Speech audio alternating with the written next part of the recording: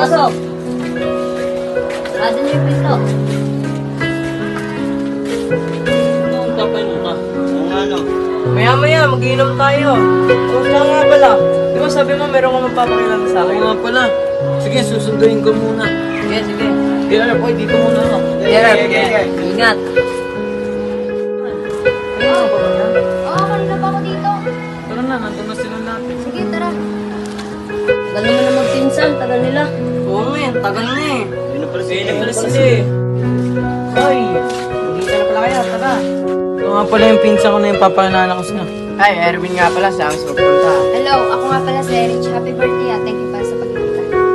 Bitawan nyo naman yan. nga pala. Ako nga pala si Mark. Hello, ako nga pala si Rich. Bukan mo na. Thank you.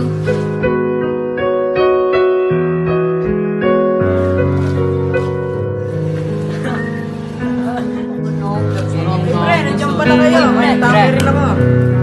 Mambet mo pinsan ko, ayaw mong bitawan yung kamay kahapon ha. Naman. Yara, iya. Ingit ba yun? Pinsan ko? Hindi ko alam eh, pero mukhang wala. Para kasi piyan eh. Bitawan mo na. Oo, malaw mo na. Iya. Kung may nakilala akong dalawang lalaki kahapon.